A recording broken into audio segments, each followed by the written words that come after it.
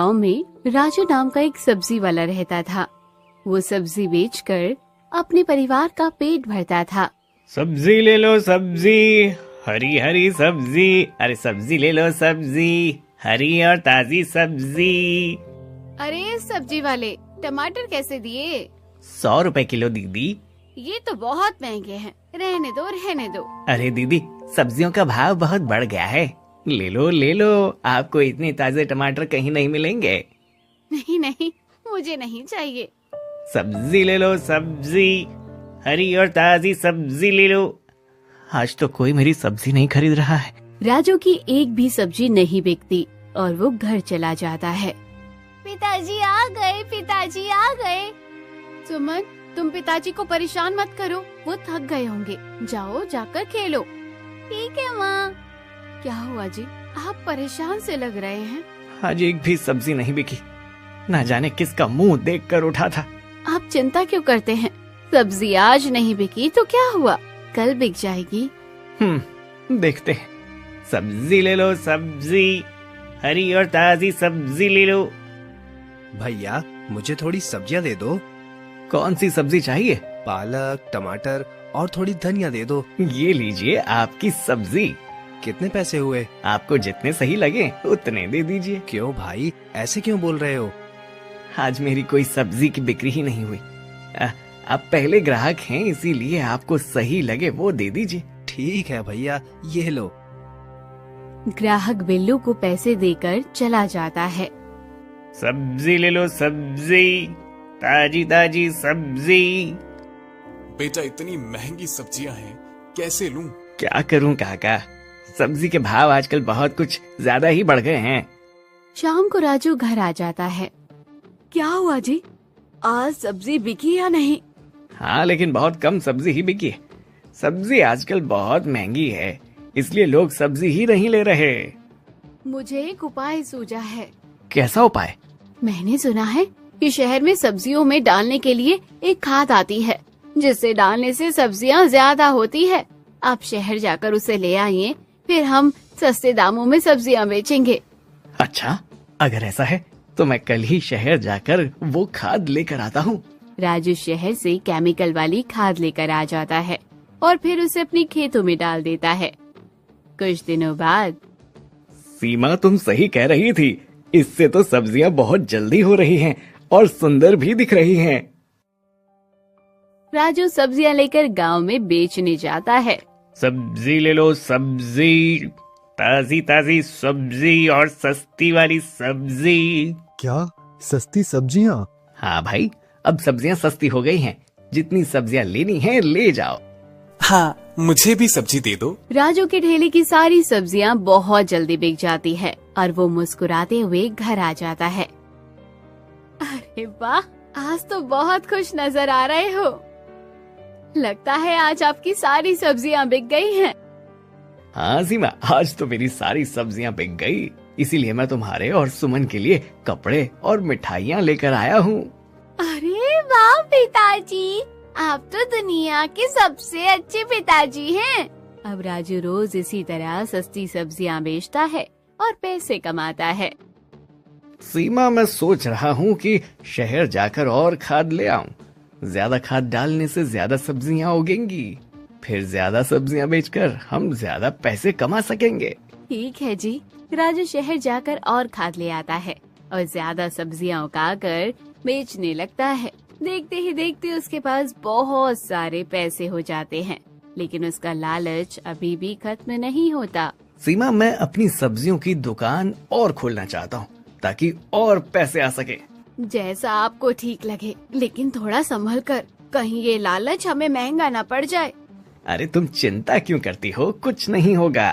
अब राजू खाद वाली सब्जियों के साथ साथ इंजेक्शन वाली सब्जियां भी बेचने लगता है। राजू भाई, आपकी सब्जियां दिखने में तो बहुत अच्छी होती हैं, लेकिन उसमें कोई स्वाद ही नहीं होता। क्यों फालतू की बकवास कर रहे हो? मेरी दुकान के जैसी सब्जियां तुम्हें कहीं और नहीं मिलेंगी। तुम्हें सब्जियां लेनी है तो लो, नहीं तो जाओ यहाँ से। जाता हूँ, बहुत भाव बढ़ गए हैं तुम्हारे। कुछ दिनों बाद हिम्मतपुर के राजा के महल में राजकुमार के विवाह की तैयारियां होती हैं। मंत्री जी, हमारे बेटे का विवाह होने वाला है। मेहमानों के स्वागत में कोई कमी नहीं होनी चाहिए। साथ ही खान पान पर विशेष ध्यान दिया जाना चाहिए। जी महाराज, ऐसा ही होगा। खाने में तरह तरह के पकवान के साथ साथ कई तरह की साग सब्जियां भी बननी चाहिए। जी महाराज, सारी व्यवस्था हो जाएगी। मंत्री जी, सुना है गांव में एक सब्जी वाला है जिसकी सब्जियां बहुत अच्छी होती हैं। जी महाराज, सुना तो मैंने भी है। फिर उसे महल में बुला लिया जाए। मंत्री जी अपने सैनिकों को राजू के पास भेजते हैं। क्या राजू सब्जी वाला तुम ही हो? जी हाँ, मैं ही हूँ। क्या हुआ? चलो, तुम्हें महाराज ने महल में बुलाया है। मुझे बुलाया है? मैंने क्या किया? मुझे क्यों बुलाया है? महाराज की जय हो। राजू, सुना है तुम्हारी सब्जियां ताजी और स्वादिष्ट होती हैं। जी महाराज। तो फिर मेरे बेटे के विवाह में सब्जियां तुम्हारे पास से ही आएंगी। इसके लिए तुम्हें अच्छी कीमत दी जाएगी। धन्यवाद महाराज। लेकिन ध्यान रहे, सब्जियों में कोई शिकायत नहीं आनी चाहिए। आप निश्चिंत रहिए महाराज। क्या हुआ? आपको महल में क्यों बुलाया था? महाराज ने राजकुमार के विवाह के लिए मुझे महल में सब्जियां पहुंचाने का काम दिया है, जिससे मुझे बहुत अच्छे पैसे मिलेंगे। ये तो बहुत अच्छा है। ऐसे तो हम माला माल हो जाएंगे।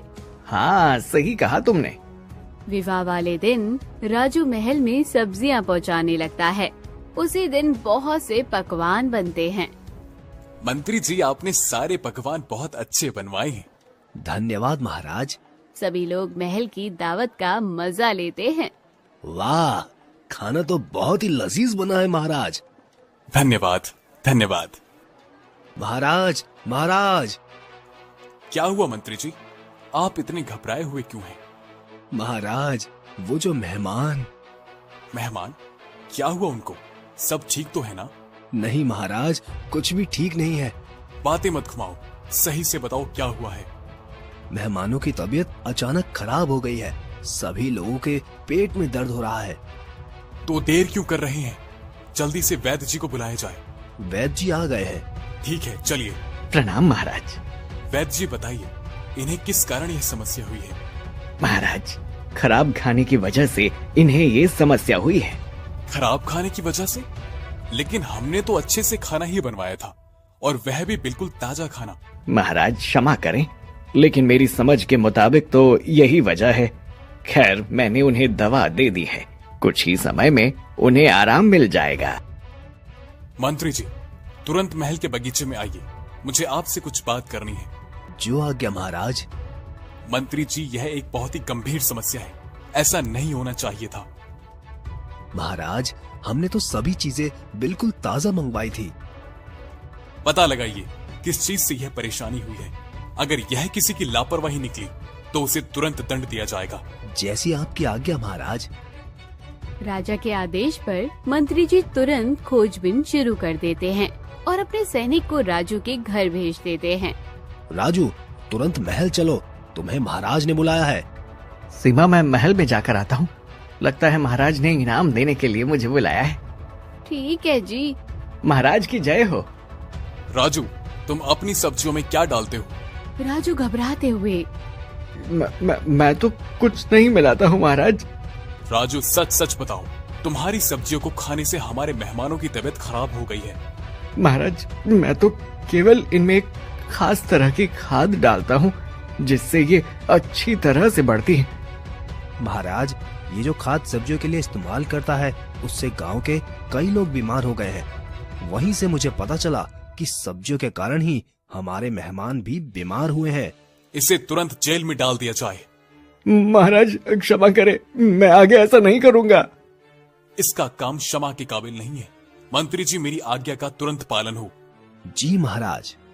राजू को ज्यादा लालच के कारण जेल हो जाती है। इधर उसकी पत्नी और उसकी बेटी राजू के जेल जाने से परेशान रहती है। माँ, पिताजी कब आएंगे? जल्दी ही आ जाएंगे, बस भगवान से प्रार्थना करो। 5 साल गुजर जाते हैं, लेकिन राजू को अब तक राजा की जेल से रिहाई नहीं मिलती। एक दिन सीमा उदास होकर नदी के किनारे बैठी थी। अरे ये बंदर कितना सुंदर है, लगता है इसे भूख लगी है। मुझे कुछ खाने को दे दो। ये लो, ये तुम सब खा लो। बंदर मजे से सेब खाता है। तुम्हारा बहुत बहुत शुक्रिया, तुमने मेरी भूख मिटाई। अरे कोई बात नहीं, मुझे खुशी हुई तुम्हारा पेट भरकर। इतना कहकर सीमा वापस घर जाने लगती है। अरे तू तो मेरे पीछे पीछे क्यों आ रहा है? मेरा अपना कोई नहीं है, मैं तुम्हारे साथ रहना चाहता हूँ। मुझे खाने को अच्छी अच्छी चीजें देना। अच्छा अच्छा ठीक है, चलो फिर। माँ, आप ये बंदर कहाँ से ले आई? ये बंदर नदी के किनारे था, बहुत भूखा था, इसलिए इसे खाना दिया तो ये घर ही आ गया। अच्छा किया माँ, अब मैं इसके साथ खेलूंगी। एक दिन सुमन और बंदर दोनों घर के बाहर खेल रहे थे। तभी उन्हें एक छोटा सा बच्चा दिखाई देता है। देखो, वो बच्चा कुएं की तरफ जा रहा है, वो गिर जाएगा। चलो बंदर, उसे जल्दी जाकर पकड़ लो। सुमन की बात मानकर बंदर उस बच्चे को जल्दी से पकड़ लेता है। अरे वाह, कितना प्यारा बच्चा है, लेकिन ये अपने गांव का तो नहीं लगता। आखिर किसका बच्चा है ये? अभी सुमन ये कह ही रही थी कि तभी राजा के सैनिक दौड़ते हुए उसके पास आते हैं। पीछे से एक रथ आता हुआ दिखाई देता है। अरे तो छोटे राजकुमार यहाँ पर हैं। प्रणाम महाराज। जीती रहो बेटी। महाराज, क्या ये आपका बेटा है? हाँ, यह मेरा पोता है। अचानक रथ से उतरकर यह यहाँ चला आया। ये कुएं की तरफ जा रहा था, हमने इसे देख लिया। तुमने मेरे पोते की जान बचाई है, इसका इनाम तुम्हें जरूर मिलेगा। बताओ बेटी, तुम्हें क्या चाहिए? मैं जो कुछ भी मांगूंगी, क्या वो सब मुझे मिल जाएगा? हाँ हाँ, क्यों नहीं, बताओ तुम्हें क्या चाहिए। महाराज, मुझे मेरे पिताजी चाहिए। कहाँ है तुम्हारे पिताजी? वो सालों से आपकी जेल में बंद है, उन्हें उनके लालच का दंड मिल चुका है। कृपया आप उन्हें अब छोड़ दीजिए। अच्छा, तो तुम उस सब्जी वाले राजू की बेटी हो? जी महाराज। ठीक है बेटी, तुम घर जाओ, जल्द ही तुम्हारे पिताजी तुम्हारे साथ होंगे। शुक्रिया महाराज। सुमन और बंदर खुशी खुशी घर आ जाते हैं। कब से देख रही हूँ, तुम इतना मुस्कुरा रही हो, क्या बात है? कुछ नहीं माँ, बस कुछ ही देर में आपको सब पता चल जाएगा। सीमा, सीमा, मैं आ गया। अरे ये तो तेरे पिताजी की आवाज जैसी लग रही है। सभी दौड़े दौड़े घर के बाहर जाते हैं और राजू को देखकर बहुत खुश होते हैं। सीमा, महाराज ने मुझे छोड़ दिया है। ये तो बहुत अच्छी खबर है। सुमन देख, तेरे पिताजी आ गए। हाँ माँ। अच्छा, तो ये बात तुझे पहले से पता थी, इसलिए तू मुस्कुरा रही थी। हाँ माँ, हमने महाराज के पोते की जान बचाई थी, इसलिए उन्होंने पिताजी को आजाद कर दिया। तीनों बहुत खुश होते हैं और घर के अंदर आते हैं। मेरी लालच ने मुझे अंधा कर दिया था, जिस कारण मुझे ये सजा मिली। अब से मैं ईमानदारी से ही पैसे कमाऊंगा। हाँ जी, भले ही हमारे पास पैसे कम हो, लेकिन वो ईमानदारी के होने चाहिए, तभी हम सुखी रह सकते हैं। सीमा और राजू अब खुशी से एक साथ रहने लगते हैं। वहीं सुमन और बंदर भी अब अच्छे दोस्त बन जाते हैं। राजू फिर से अपनी सब्जी की दुकान शुरू करता है, लेकिन अब वो अच्छी खाद वाली सब्जियां बेचता है। सब्जी ले लो, सब्जी, हरी और ताजी सब्जी। राजू, अब तुम्हारी सब्जियों में स्वाद आता है। हाँ बहना, ये अच्छी खाद वाली सब्जियां हैं, इसलिए इनमें स्वाद है। हाँ, ये तो वाकई बहुत स्वादिष्ट है।